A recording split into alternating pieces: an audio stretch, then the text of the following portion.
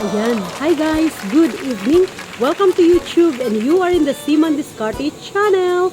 By the way guys, ang content natin sa gabing ito, it's all about story time. Paano nga ba ako nakapagbarko? Anyway, may isang subscriber ako na nagtanong, Ate Sel, paano ka ba nakapagbarko?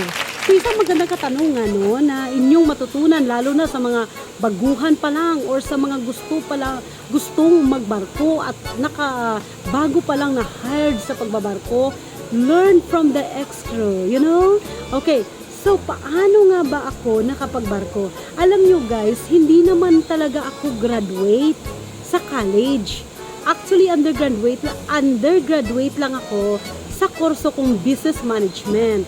Kaso lang, 'di ba? Sabi nga, kung para sa iyo, para talaga sa iyo. At saka ang trabaho kasi guys, ang career natin parang isang destiny na kung para yan talaga sa iyo, ibibigay talaga sa iyo ng Diyos yan. Once ay hiningi mo at tingin niya na magagamit ka niya para maging shower blessing ka sa mga nangailangan, ibibigay ng Diyos ang career na gusto mo. So, balik tayo doon sa story ko, no? Hindi nga ako nakapagtapos ng pag-aaral, di ba? Pero, paano nga ba ako nakapagbarko? Alam nyo guys, hindi sukatan na kailangan nakapagtapos ka ng pag-aaral para ikaw ay makapagmarino or ikaw ay para makapagbarko. But, take note, hindi ko sinasabi na hindi mo kailangan magtapos ng pag-aaral. Ang ibig kong sabihin is, kailangan mo talagang magtapos sa pag-aaral. Kailangan mo mag-aral. Pero, kung ang destiny mo ay hanggang dyan lang at binigyan ka na ng Lord ng opportunity na makapagtrabaho bilang marino, take that opportunity. Okay? So, ngayon nga, no, yung kurso ko na kinuha guys is business management. Ngayon, paano ako napadpad sa larangan ng trabaho ko sa pagiging marino?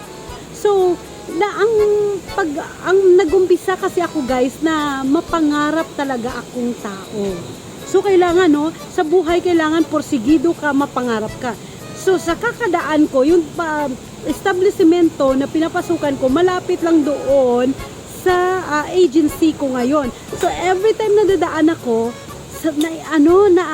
na-amaze ako sa mga kapwa ko marino na wow! Kung sila nakapagbarko, bakit ako hindi? Kung nakayanan nila, bakit ako hindi? And then, you know what guys? I tried. And then, sinubukan kong i-try guys, at pinagdasal ko talaga sa Lord, no? Hindi naman ako nabigo sa aking prayer.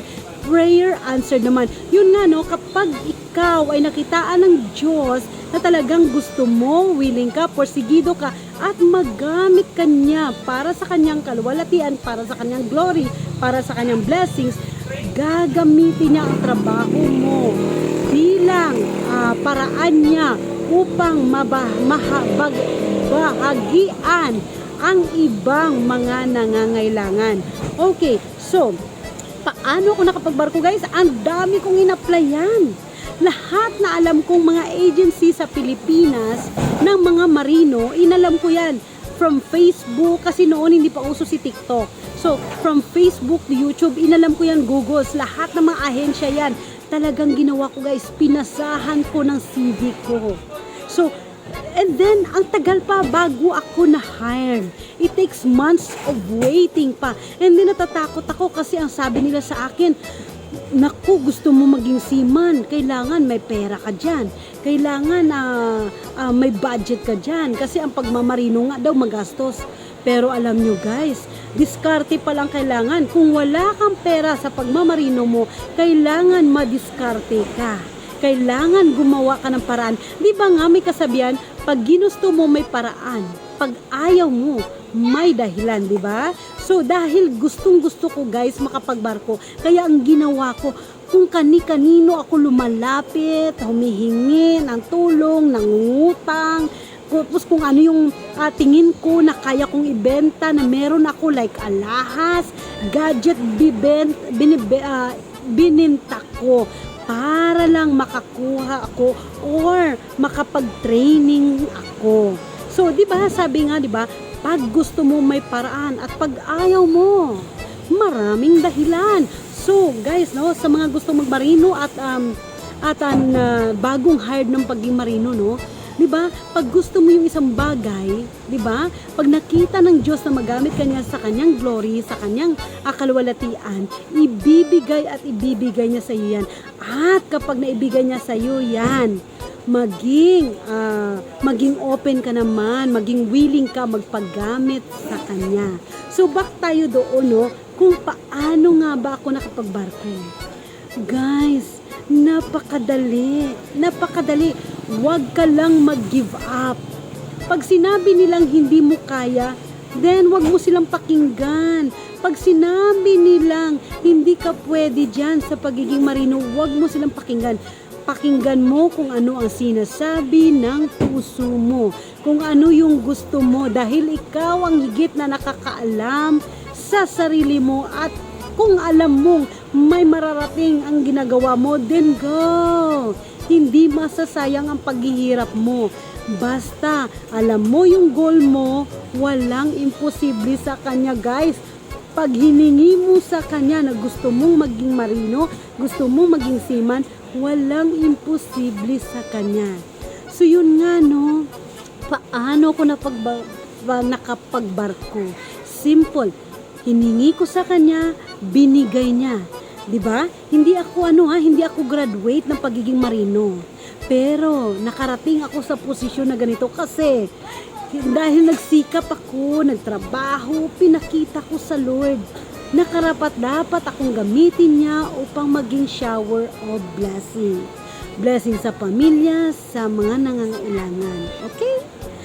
So, yun nga, napakadaling magbarko, guys, basta malakas ang loob mo. Huwag kang makinig sa kanila kapag sinabi nila sa iyong hindi mo kaya.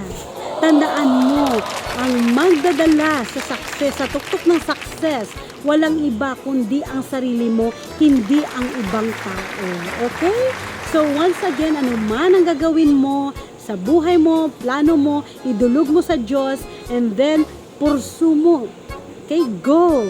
Huwag kang urong-sulong, go. Kung gusto mo magsiman, kung gusto mo magbarko, wala kang puhunan, wala kang pera, then dumiskarte ka. Kaya nga ang channel kong ito, ang content ko is Seaman Diskarte Channel. Dahil umpisa pa lang, dumiskarte ako. Kaya nakapagbarko ako. So once again, guys, ano man ang gagawin nyo, have a lovely day. God bless you. Once again, you are in the Seaman Diskarte Channel.